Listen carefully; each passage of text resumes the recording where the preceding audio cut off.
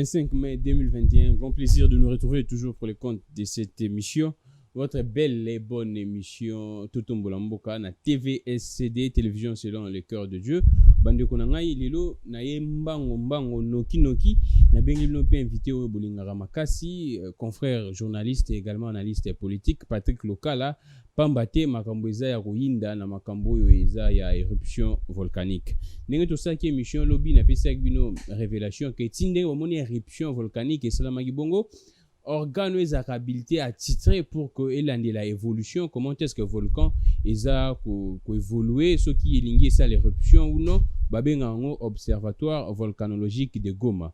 Et observatoire on a depuis un certain temps baza ko bénéficier sous soutien na mbongo na bango bazala qui n'a fait les fonctionnements disons comme ça, disons-les clairement, et bazala qui na partenariat na banque mondiale ou ici là qui depuis juin 2020 et c'est là que l'État a joué relais après Banque mondiale. Sikoyo depuis juin 2020 jusqu'à présent observatoire batikali kozwa mbongo te. Et selon les informations à la dernière minute, mbongo wana ebimaka à plus d'1 million de dollars ebimaka chaque mois pour le fonctionnement ya OVG wana. OVG wana eza entreprise ya l'État et comme entreprise vraiment publique ya l'État. Et bazana ligne budgétaire na bango tina loi ya finance oyo tozana en exercice bana ligne budgétaire na bango il y a 1,2 million de dollars bwe. Maintenant la question se pose également nani azozwa mbongo ya OVG wana kaka pona 10 000 dollars OVG zangaki crédit ya internet na baloko nango moye basala musala nango ezalaki te. Nani azosala makambo bwe na mboka o torbeta lisolo wana tokozoba précision na Patrick Lokala. Tokende plus loin. Tomoni équipe gouvernementale ekitaki wana jusqu'à présent bilan officiel total na ne PSMT ba bilan zakaka provisoire, bilan officiel mais c'est provisoire. Tokomi déjà na une trentaine de morts et ça risque d'évoluer encore, d'augmenter. Donc une trentaine déjà, Nzamba Sunga, toutes nos condoléances en tout cas na ba famille ba bungisi batu ba kufeli batu et banebele ba se retrouver ça ma parents makambo belé et jusqu'à présent ba tremblement de terre eza ko continuer bien qu'il y a faible amplitude mais ba tremblement de terre eza ko continuer. Ministre ya recherche à Lobiboué lelo bazo futa batu wana ya OVG. Mais tomi tout na question depuis tout ce temps ba futa ki batute lelo siko ba futa batu mbongo wana ba kozwango wapi. Donc il y a beaucoup de questions qui se posent tout autour ya makambo wana. Tokozwa pe temps na Patrick Lokala tobeta makambo ya IGF. IGF il y a maintenant conflit entre les PCA na IGF. IGF na lettre né ya le 13 mai asengaki na ba inspecteur na ye soki ba kie ko sala ba enquête ba mission d'enquête na ba entreprise nyonso publique ba avantage nyonso illégaux ba considérant comme détournement. Donc ezana moi si je pourrais même dire comme ça réseau comme mafieux na ba entreprise publique nyonso o baza ko octroyer ba avantage eza illégaux o mobeko et pesi permission te na mobeko loi portant statut eza décret plutôt portant statut ya ba mandataire public et lobby clairement bato baza ko bénéficier na ba avantage wana eza kaka ba mandataire o baza actif, c'est-à-dire ba DG ba PCA baza reprité na kati ya loana. Mais depuis toujours comme on pratique bato bazo ba mbongo et sikoyo ba mandataire non actif wana ba PCA basali likopa po ba lukande nini ba kwesa Jules Lingete. Et samedi dernier, on a des informations dans OP Sabino, semaine entre week-end dernier, dans le babon, vendredi ou samedi, réunion extrêmement à Kinshasa, na place Moro Songolo, na Rotanga Kombote, réunion extrêmement entre ba PCA, pour que ba luka, moyen tout, ba koutana mo konzamboka, pour ba loba, o eza le kuta, vérité, te pa mo konzamboka, pour que, ne kunabiso Jules Lingete, ozo sala moussala na ye, o population eza ko constater, ba tche de côté. Tokosukisa na lisolo ya Kinshasa banzele za ya kobeba Wileri awa impraticable totalement ba konzi baleka na wana ba utara Gombe ba rappeler du peuple ba utara Carrefour eza ko bebe comme ko créer bambouteillage moko monstre Wileri karate ville ya Kinshasa mobimba so ba embouteillage eza mikolo eza sous ya couvre fête bambouteillage mikolo eza nde banzele za mabe à part banzela to ba suna likamba mai y a un grand problème véritable casse-tête na kata mboka oyo nga monde na osa l'émission benaza victime depuis lobby pa na ngai ma ezo bimate na courant ndenge to osa l'émission so to toka boye c'est parce que to osa elande groupe courant ezate to beta lisolo wana Patrick Lokala et lelo sans oublier eza bandeko na biso ya église Kimbangi c'était bazo célébrer Noël na bango ba bonne fête na bango basala ngo malamu penda tous ensemble na bango eza religion na biso et banda en Afrique sengé to chango maboko. Patrick Lokala, merci d'être encore des nôtres et vraiment te PCO et c'est un grand honneur, un grand plaisir de te revoir à chaque fois surtout tu en as besoin na yo oyaka.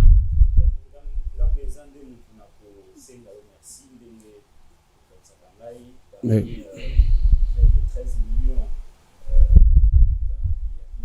Ouais.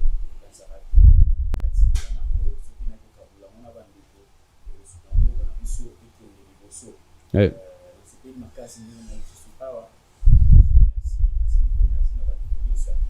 Ouais. Na ndaku ouais. Mbote belé ouais. Et puis voilà tozawana pour une communication objective. Ah, merci beaucoup voilà. Patrick Lokala. Alors Patrick to est directement chaud makamboye les kanambo na biso et ça la passe. Tote ko assister samedi dernier na éruption volcanique et salemaki. Éruption volcanique on esali ba dégâts ebelé ba to BBC babiloko ba kufi une trentaine de morts mais tango OVG aye koloba aye opesa avi nae alobi que depuis août il y a 2020 bazanga ki connexion pour que faire fonctionner ba matériel na bango o balandela ka évolution ya volcan donc bango pe bazaki surpris ba yoko zoma mbongo moko financement moko ya ba américain na début ya mai nde basalaki alerte o basalaki ya le 11 mai on a bien que gouvernement biso azalaki ailleurs et mbongo wana au total ezaka à $10,000 et selon les informations j'y vais encore plus loin selon les informations à la dernière minute chaque mois mbongo ebimaka il y a une ligne budgétaire près de $1 million ebimaka pour le fonctionnement il y a structure wana il y a entreprise wana il y a l'état maintenant la question se pose nana zora mbongo wana ekendaka wapi parce que structure wana ya l'état ezaka en charge ya ministère ya recherche scientifique et biso tout au monde qui yo ezaki élément oyo batutu ba décriaki pendant réunion d'urgence oyo plutôt premier ministre a convoqué pour na makambu ya éruption volcanique ana les ministres ya recherche José Panda avec un bout de papier donc batutu bakamwa kiango réunion aussi importante où ils ont impliqué secteur nae a un papier moko demi papier et puis azako justion que ba benga qui est à pied levé réaction ya Patrick Lokala tant bandeko bazo kufa likolo ya $10,000 na kata mboka na biso $10,000 et bomi bandeko bato baso ba mi tuka bazo kabela basi na bango bazo sala makambu tozo yoka ba je ya ba million et les na mboka oyo mais $10,000 et bomi bato na mboko ya liboso ndeko Gramic le grand nako partager passe na bandeko nanga ya este ba oyo ba uti ko connaître likama wana ya volcan ya Nyiragongo tango sali éruption nango ba mususu babungisi ba parents ba mususu babungisi bana ba mususu babungisi bandako na bango ndenge to akoloba na oboye bandeko na biso ba mususu balala la libanda non seulement balala la libanda mais eloko akolia izate na mboka ga oyo Congo na yango na kaboli pena mawa pasi wana na bandeko nanga ba compatriote nanga ya este ya mboka na biso nazana koliki ate nzambe a rosunga bango pour traverser ces moments extrêmement difficiles dans le parcours de leur vie. Ceci dit na makambo etali gestion ya ba crise ya ba catastrophe ya ba phénomène naturel mboka na biso ezora kaka maturité te po ezamba la liboso te c'est par tétutesse par mauvaise volonté ba conduire bien c'est quoi te ngai na ngana suka ni loko yango mais il faut na ebisa o dele début eza ona binga yango inconscience caractérisée de la mauvaise foi diabolique ya la sorcellerie mboka eleki kutuna kindoki eleki kutuna kindoki conscience wana ya bato bako kamba mboka eleki na kindoki po ezamba la liboso te ndeko Gramic le grand to connaître phénomène ya éruption ya volcan te eyambala liboso te na 2002 seulement soki mémoire na ngai yali kitoko na ko rappeler que na 2002 tozalaka na eloko wana ntango bomoni te bwana likambo moko boye ezodépendre te na volonté na bino mais eza likambo oyo nzambe abongisa ezala bongo pour sa grandeur mais bino bozali bato balobaka na monoko ya lifalasa ke gouverner c'est prévoir boyebi bien que volcan ekotomboka jour moko ekobimisa moto oyo etumbaka bato mais esenge na bino bozwa ba précaution mpona ko anticiper pas kokanga yango parce que c'est impossible mais koyeba ndenge nini ya kolimiter ba dégâts ko s'organiser pour que soki eye ampleur ya ba dégâts ezala moke eloko wana na mito bato ba okamba biso ezati eloko aliboso ava tokoya na biloko etali mbongo omonaki te tango basali ba reportage na France 24 na RFI na ba media oyo ya libanda RTNC kutu kidiba RTNC zalaka te RTNC zalaka te RTNC zate ba confrère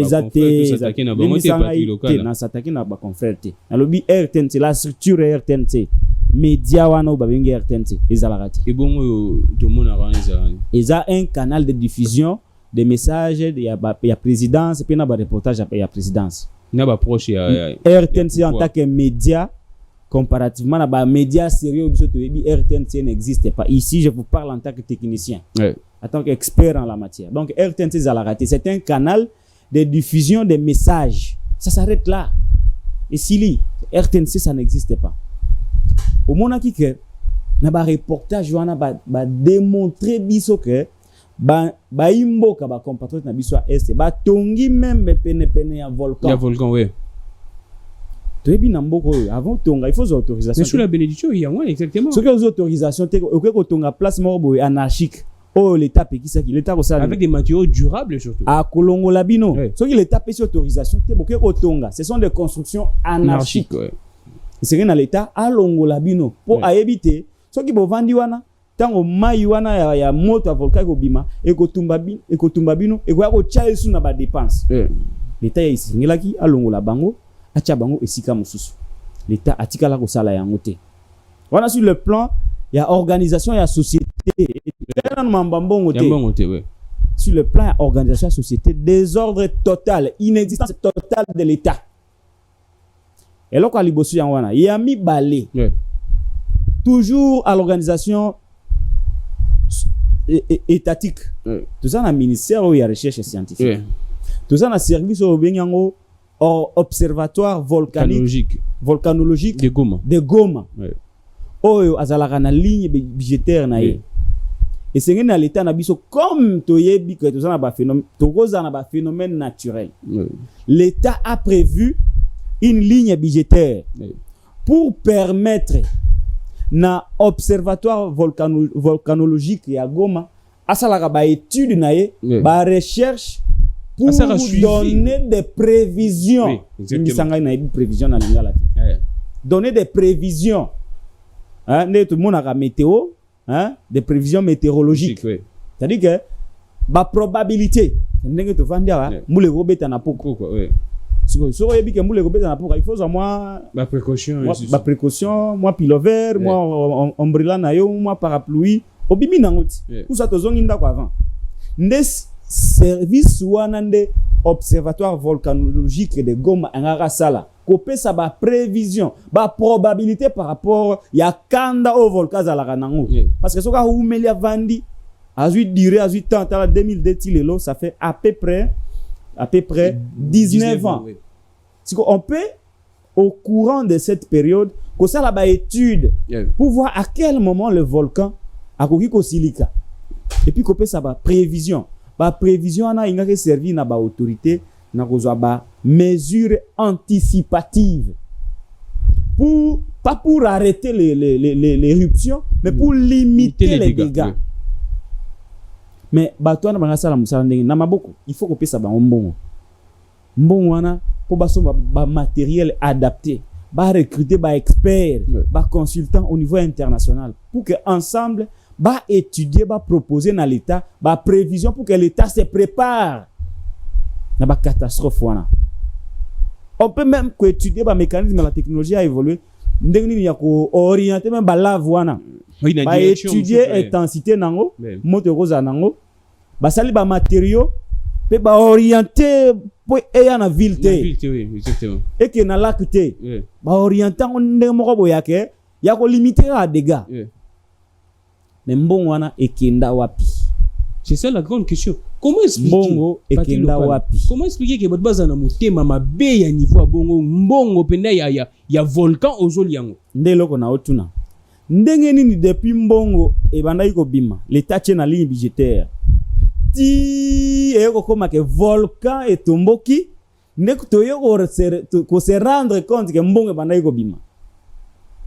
C'est-à-dire que l'État n'existe pas, cher Gramik. L'État n'existe pas. Quelle est conscience que mbongo ebimaka nango 1 million soki $500,000 ebimaka nango chaque mois. Mais eko mari pas destinataire nango te. Mais personne ne peut se rendre compte de cela. Ce qui n'a exagéré, ce qui te vérifie dans le service nyonso. Tu as que l'État n'a biso. Moi, budget on a 4 milliards. Et qui n'a pas servi biso. Mais les gens mal orientés. Mal orientés. Détournés. Et c'est ngeli sikawa. Ba fungola ba enquête. Même si tu as vu dans mboko ba enquête ça le maranango mais très souvent il y a bout sakaté. Ba fungola ba enquête pour établir les responsabilités. On ne peut pas avoir détourné l'argent de l'État avec comme conséquence ya que mbongo wana basali yango te ke e boti ba dégâts sans que ba responsable ya détournement na bazala sanctionner. Il faut établir des responsabilités pour que ba responsable wana bazala sanctionné par l'État. Patrick, qu'est-ce qui fait maintenant que ministre wana parce que azaki na gouvernement pe ya ilunga ilunkamba azala reconduit?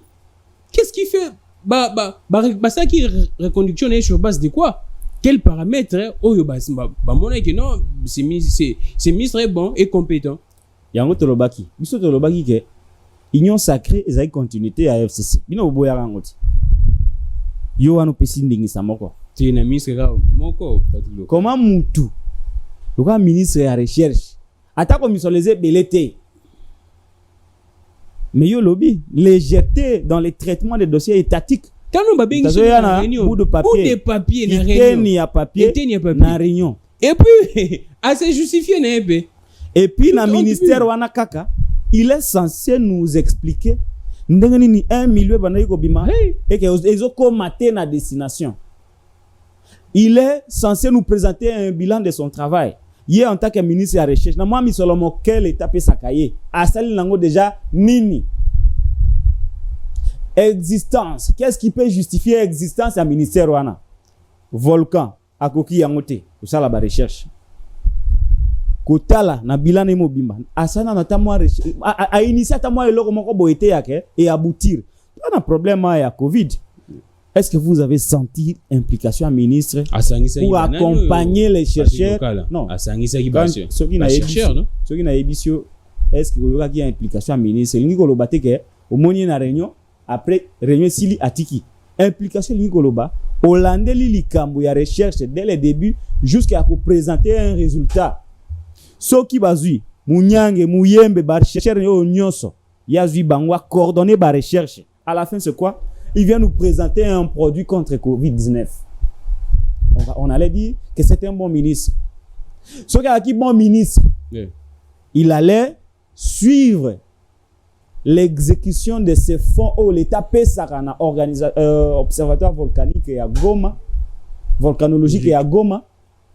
Puis, il a présenté des résultats, il y a recherche, il y a prévision par rapport à Kanda et à Volcan. Et là, on Malonga a salué. Dis-moi un peu, Mouto a reconduit. Parce qu'il y a quelqu'un qui l'a reconduit. Il y a aussi une part de responsabilité. C'est ça, exactement. Les président Tshisekedi, tant qu'on a reconduit, il l'a reconduit sur base de quoi? Tu réfléchis. Et dans la théorie, la présidente, si comme ministre, on a au cas par cas.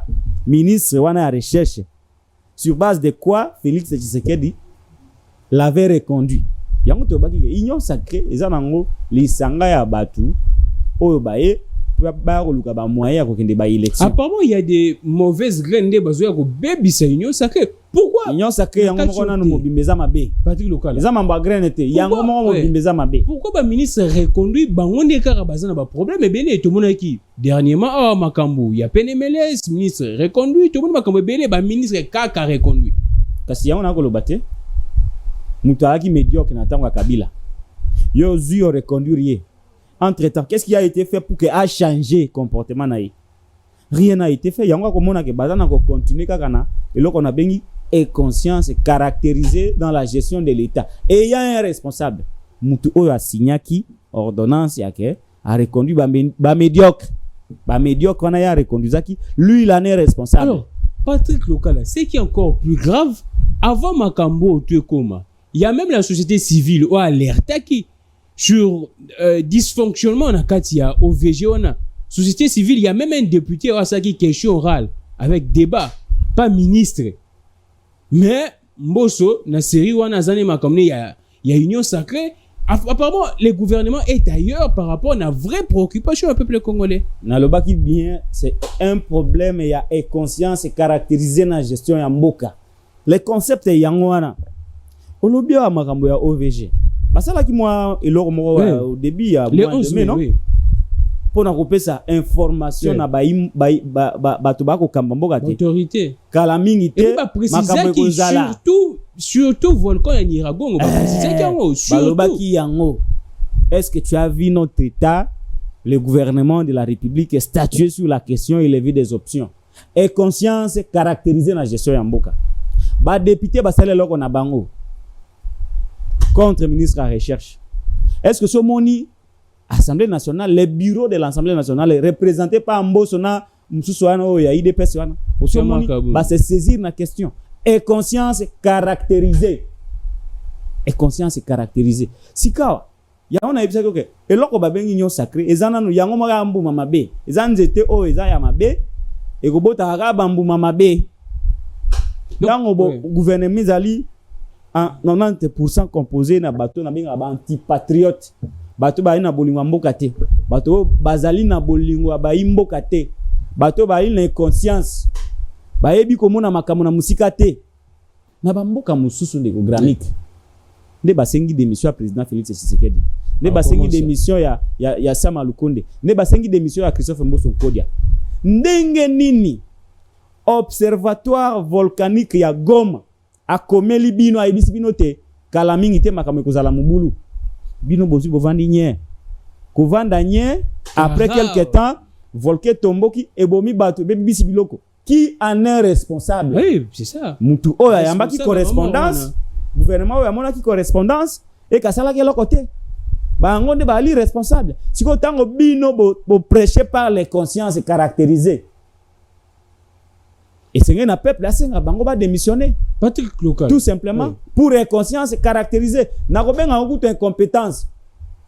Po ba pesa ka bino tâche ya ko kamba mboka. Et que ba structure ya mboka ba bisi bino te likamo ka mabe ko zala. Bino bokoki ko zwela ngo solution te. Bo anticiper yango te. Ezali nini? Ezali incompétence. Incompétence ezali nini? Ezali ba pesi yo tâche ozela makoki te ya ko sala yango lolenge elongo bani eza mafinga te eza injure te donc bato ako kamba biso en grande partie bazaba incompétent il faut to ba ngo bongo. Patrick Lokala siko équipe gouvernementale wana ekiti na Goma directement ministre a lobby que non lelo ba comme dimanche lelo mardi ba futa bango barrière ba salaire na bango ba ko équiper bango ba salaire observation ba matériel mususu beba et kufa ba robongisa ngo ba ko changer ngo malembe qu'est-ce qui explique promptitude wana siko? Bon siko les préjudices causés par le non financement à observatoire volcanologique ya Goma nana ko futa yango. C'est ça maintenant, c'est ça la question n'est pas ya ke ba ko s'afficher ko kanga ba photo ko sala ba selfie kotinda na poto koza ba frère d'émission parce que bazui ba frère d'émission et belé kutu siko mbongo wana oyo l'état pesaka na observatoire Kwa nini te ministre akoloba te ke mbongo na bino l'État pesaka naza nango. Pona nini te ministre akoloba ke mbongo l'État pesaka tel kingani ne mutayibaka yango. Donc mbongo epungi akena pe ko s'afficher na photo to va penye to tala bega mutu ana nzambe na ngai nzamba limisa ngai na bete loko moko boye kala mabe te bomba mutu oyo ifona lo bango na ndenge mususu ndenge nini yo ba pesi yo mbongo oke ko sa papa examen azana azobela azoka nzoto bien te ba pesi yo mbongo mais ma papa en hôpital sali sa ba examen to anticiper comme ça azala en bonne santé mbongo wana mema papa en hôpital te mbongo ngope ozongisa yango te mais tango papa kufi oza mutali boso ya ko somba cercueil mais Patrick Lokala na lekisi kaka na sagesse communication wana siko yebisanga siko tango yo zelana si sa sagesse wana zelana si sa sagesse wana zelana si sa sagesse wana siko yo tango yo ko somba cercueil na matanga papa o ba pesaka yo mbongo kende ko soigner ite bande kono ba ko bambuma banga te ba ko bengo ndoki te. Patrick Lokala, ministre Simba Mbongo, oui bien, très bien. Ministre Aza chef il y a département na Itali recherche. Oui, exactement. Mais solo ekoko bimate sans que yayeba. Pia senga ba rapport. Et ça ba structure rattachée na ministère na ye. Yende mutano makabatu kuna te. Ndeni ni mbongo ekoko bima awa na Kisasa. Ekego mate. Et ceux qui n'ont pas awa yo yebite aux ministres. Mais tu es incompétent. Aussi longtemps 1 million zo bima mais ba moi ça 10 000. 1 million papa, 1 million. Et ça 1 million de francs, 1 million de dollars. 1 million de dollars papa. Et bimi awa. Et ceux qui tu volte ke goma. Et ceux qui n'ont pas awa. Mais yo ministre yebite. Entre-temps, tu es tous les jours au cabinet avec des belles vestes. Il faut démissionner. Yango na bengi yango ke ezali est conscience caractérisée. Doublé d'une incompétence notoire. Il y a encore bako kamba mboka na légèreté. Il y a encore un autre problème, Patrick Lokala. Tremblement de terre jusqu'à présent, ils ont continué. Et jusqu'à présent, contexte baro pesa OVG ba moyen on a pas banda ba ça la étude parce que jusqu'à présent bot bazana on a certitude est-ce que et kati penda ou bien eko zonga dans 2 jours, 3 jours, 4 jours apparemment l'énergie zakara. Tout le monde a là n'est et sili. Aussi longtemps bah tremblement de terre ils ont continué. Les ba état moderne ba gouvernement mboka sur base il y a projection. Ouais. Mais ba état archaïque le roi Congo ba gouvernement mboka sur base de ce qui arrive.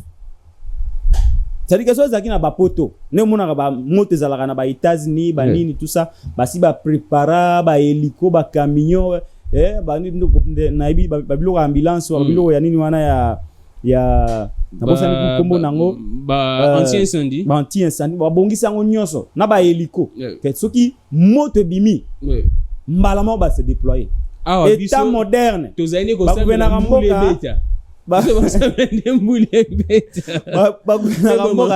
sur base de projection ba yibi que neige kozala neige kozala hiver ba préparer ba sali ba camion ba biloko kolongola ba neige tout ça mituka moi chaudière tout ça banda donc ba état ba gouvernement mboka par projection les états modernes siko soko yena Congo ba gouvernement mboka sur base de ce qui arrive sur base des conséquences soki likama yeye allez mbango na trésor mbongo ebimi bake kopesa mbongo ngo pe wana soko landi ba commission ya kati c'est ça qui fait que nous sommes dans un état de nature. Nous sommes dans un état plutôt bako kamba état na majorité baza ba inconscient.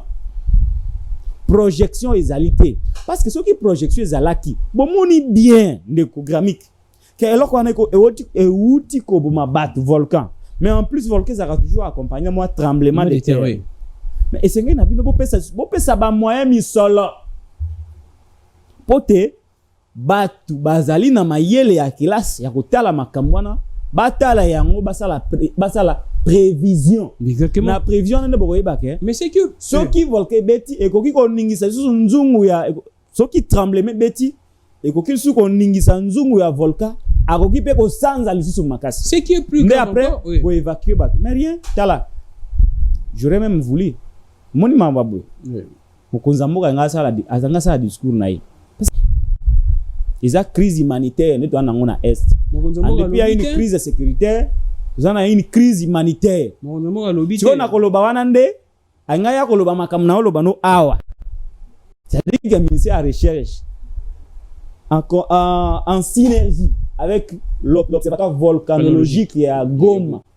Ba pesi président ba information utile pour communiquer dans l'opinion que tala likambo ya kiboy bat bakufi autant mais selon ma prévision d'ici 2 jours to rosa sous un tremblement de terre na sengi na baimboka bo poussana na boyati mais ba prévision jusqu'à présent ba prévision le président donne l'impulsion à leader jusqu'à présent ba prévision les quand il y a communiqué c'est l'état qui parle ce n'est pas Chilombo qui parlera c'est l'état peuple na minute azako vivre na mais si le président lingaloba aloba nini akoloba sur base de ses connaissances personnelles yango monaka iloko wana kenda obeta na poto non la RDC est le pays qui a beaucoup plus de voisins à travers le monde abosani que Chine azali Brésil azali Russie azali tout simplement parce que ces services n'ont pas travaillé en fait ce n'est pas l'erreur du président mais ça prouve que le président est mal entouré yango wana na kozala mal entouré il n'a pas l'information sur la situation volcanique ya Goma. En fait, tant que ça les déplacements, on a tellement que l'État c'est la MONUSCO même qui a facilité le déplacement. Il y a population, quand il y a déplacé les athées, population s'est retrouvée à la belle étoile. Et tant que le volcan s'est calmé, population a zone na zone rouge. Bien que appelle les salamiques, il y a gouvernement militaire ou azakuna, ça lui appelle que non, population a zone rouge. Mais population et si il n'y a pas un camp bien élaboré pour que bazalon na baro kende nini ya on a goloba ba kende sous ba intempérie wana ou comment existence et à l'état inexistence et à l'état est conscient dirigé par des personnes aussi inconscientes de manière générale na lobité que za batnyos mais la majorité a batba ko kambamboka baza ba inconscient on a bengi inconscience caractérisée. L'état est athée. Tala, mais quand on évalue l'état na biso na makambo minene comme la biso. Tout le monde qui na Covid awa. L'état le premier à kokosa batu. L'état est le premier à kokosa biso. Oh premier cas salibo yema le belge français congolais bake kuna bat bazoliate bakomo yiba susu mbongo ya bat ba caisse de solidarité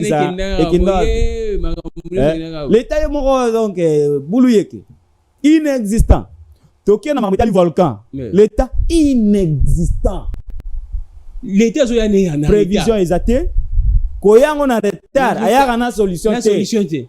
Aya na ba promesse. Aya kana ba promesse, na ba problème. Ba on dit ko ba komi ko lia na sima ya volcan. Exactement.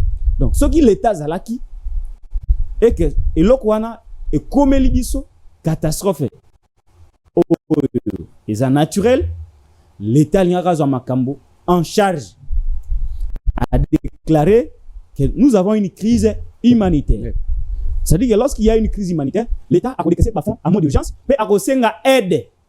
Na Libanda et makamona surtout coordonné par l'état et c'est ça qui allait faire que batu banga bazo na bisika ya kovanda parce que yo ko kite ko pekisa mutu azonge pa na ye aussi azana esika ya kovanda te azana esika ya kobata mate c'est ça les grands problèmes donc ce qui l'état zala qui responsable là qui a coordonné parce que misolo misolo ko zale belé batu Libanda ba otinda misolo biso pe toko tia misolo mais esengeli ko coordonner yango pour que batouana bazala bien traité et comme il cop pour na bango en attendant que bisiko bavandaka balongola na ba biloko na parce que ça peut toxique pour la population. Exactement. Donc l'inexistence à l'état et ça li que oyeko baki sana ba na conscience caractérisée à la plupart ya ba kamamboka ndesiko moni il y a un désordre installer un mode de gestion na kati ya mboka na biso. Patrick Lokala, les temps où on s'est rappelé pour que l'image est à la moins bien. Parce que les angaïtés, toi qui est belé. Mali les atte. Mais Patrick, tous les dossiers moraux benabusa y annonçons en sommet, mais ça est très important. Ba réforme électorale. Ba lobeli ba réforme. Mais c'est sûr Mobimbezo aussi il a déjà un auto sur la réforme était. Et Delis c'est ça a alerté déjà. À lui auto kende dans l'Assemblée nationale en limité ba réforme on est élika. Lecture nos anines. Est-ce que vraiment l'autorité n'a pas une bonne foi pour appliquer ces réformes au bas de tout bazagi ko senga? Donc on retomber le sous na eloko na bengi inexistence de l'état caractérisé de les consciences au isa palpable. Et ça ba tout délibérément ba ningi ko sala ba réforme bien awa. Que mboka na biso e uti na ba élection o ezalaki chaotique selon bato belé. Ouais. Tango eloko ezalaki chaotique, senga na bino nini tango bolingo sala ngo lisusu. Bo milengela wana elingi koloba koluka ko adapter l'arsenal juridique qui encadre l'organisation des élections en RDC, notamment à travers mise en place un nouveau bureau et CENI, à travers la révision de la loi électorale, la loi organique, instrument judiciaire tout pour que tout ça un processus assez fiable. Et Assemblée nationale azana musala makasi na mbetali maramwana. Entre-temps, Mikola ko pousse en vers 2023. Priorité ngaeza la nini? Makamwana. Parce que élection en kati ya mboka na biso botaka confusion, et botaka tension, et botaka controverse. Siko bino boza komi pesate pona ko bongisa matali loi électorale, ko bongisa makambo etali loi organique, ko bongisa makambo etali mise en place ya ba nouveaux animateurs ya biso tout dans un discours ya mokonza mboka yé pas agué pour ba réforme mokonza azui likanisi ya ba réforme il est pour ça mais on laisse pourrir la situation, on gagne du temps, on laisse pourrir la situation, on ne se disponibilise pas pour aller aux élections pour que tant ngongangwe ko koma prétexte baba zo lokola oh non moni tozana dans loi te oh moni mbongo ezala kité zaki na covid zaki na volcan zaki na ba crise ebele na kati ya mboka mbongo ezate kutu assemblée nationale na pesi CENI ba instrumenté na yango le roi tokomi na 2023 toko tumba mboka te kutu ndeko Kabila cour epesaka indingisa ko continuer jusqu'à l'installation d'un nouveau président élu. Mais na kuiko kendenga moko te yo ndeko Fayulu Yaka ndeko Bemba ndeko Katumbi to sangana lisusu ndeko Kabila to traverser glissement en attendant to se préparer pour la élection. C'est tout simplement ça la logique. Donc c'est délibéré. C'est délibéré. Yango monaki parce que ndeko na biso akokama mboka yeba kite soka ke na FCC na kati ya assemblée wana FCC aki na poussa ba élection. Mais ya aki na poussa na ngote. Oh, FCC na ye acha batu na ye na kati ya assemblée nationale na bureau singela na acha batu na ye na kati ya bureau Mboso na Kabun pratiquement batu na ye bakoma lokwa ba mikala na ye soki ya lobby bango pe ba lobby contradiction za souté séparation de pouvoir exacté. Donc l'Assemblée nationale la conduite du bureau, la conduite du bureau de l'Assemblée nationale est dictée par la présidence. Comment ça? Dans tout ça, c'est pour que Azana contrôle et pour que a préparé glissement dans les calmes. Mais il le sait. Le coup la moi polémique mon qui a non élection il fait ça tout ça bon mais recensement to conditionner l'organisation il y a élection par les recensements ba évêque ba boy population boy amoni te petit quand même ba élection to bisa peuple que to kokende ba élection mais yé mon akeko la kana katanga mais il sera le même qui viendra vous dire non il est vrai na la kakibino mais face aux impératifs ya kozanga mbongo face aux impératifs, il y a que non. Dans une consensus autour, il y a ba loi, na ba animateur. Tu n'as pas ça au makambo ekozala. Ngana za journaliste. Makamwana ekozala bongo. Makamwana ekozala bongo. Donc, na makamwana dans une consensus autour, il y a ba loi électorale na loi organique. Dans une consensus autour des animateurs. misolo ezate toaki na crise sanitaire na crise humanitaire tala bandeko boya to vanda to tumba mboka te parce que face aux impératifs mutu moko ta koza solution to ko tumba mboka te yo Vital Kamerhe bima na prison ya solo après allez to sali dialogue to traverser ngonga wana ya 2023 c'est ça qui s'est fait. Oui, tokende rapidement donc il faut peuple azala déjà préparé discours wana mokonzi mboka encore quand tu dis mokonzi mboka sur 10 paroles hein mokonzi apesa sur 10 promesses mokonzi apesa a respecta tango mususu parole comme moko te selon yo 9 musuza akokisa kate prisonnier politique barobima barozongawa gratuité enseignement barokangama banini tout le monde a Patrick Local. Grand critique na Patrick Local, tu veux solo ya IGF. Na on rappeler ma promesse ça dans la bien. Tu veux solo ya IGF tout ce qui ça. IGF na ba PCA ba entreprise Bendabika. Ba président ya ba conseil d'administration ya ba entreprise publique ba silikeli IGF azo ça Alekisi pambate parce que selon IGF c'est ba supprimer ba avantage nyoso ba PCA bazana. Avantage illégaux parce que pambate mobeko eza décret portant statut ya ba mandataire public et le bien clairement ezaka ba DG ba mandataire baza actif non actif baza concerné te na ba avantage wana et comment des pratiques ça les mara ba avantage ba DG baza non ba PCAP ba non aussi longtemps loi et permet en côté eloko liboso na koyebisa na population na biso IGF eza structure oyo yeko sunga batu kosunga Congo koyeko sunga Congo structure wana nazolo ba bien IGF yeko sunga Congo batu balubi Alekisi République démocratique du Congo na makambo etali ndenge batu batambwisaka misolo la gabegie financière IGF ayeko cha iloko babengi dissuasion na makambo etali gestion financière po batu bayebi ke soki na gérer mabe na ibi mosolo IGF akoya ko enquêter après bakanginga ba journaliste ba koloba na ibi peuple pas obenga moyibi après na ke 20 ans siko moi ko bangi koti na ba entreprise to mambo bono IGF akoya ko sala ba enquête eloko wana bandaki ko zanga biso eza avancé monene na compte actif ya président de la République na compte ya la République. C'est ça Félix était même t'as créé IGF. Azaki depuis longtemps. Azaki maintenant au salam musala. L'État devrait fonctionner comme ça. L'État papa. Parce que lui partira, IGF restera. Yango na lobi ke eloko wana IGF a côté ici la dissuasion. Et sungi Congo na ko limiter ba fraude mususu ba détournement mususu. Il ne faut pas réduire le travail de l'IGF à la personnalité de Jules Alingete. Alingete a collé kaka. Alingete a kolongwaka. Mais IGF continuera à faire son travail. Il ne faut pas qu'on soit un résultat d'enquête de IGF à Salaka. Kolati sangonde ko Jules Alingete. Pe ko luka ko sala emabe.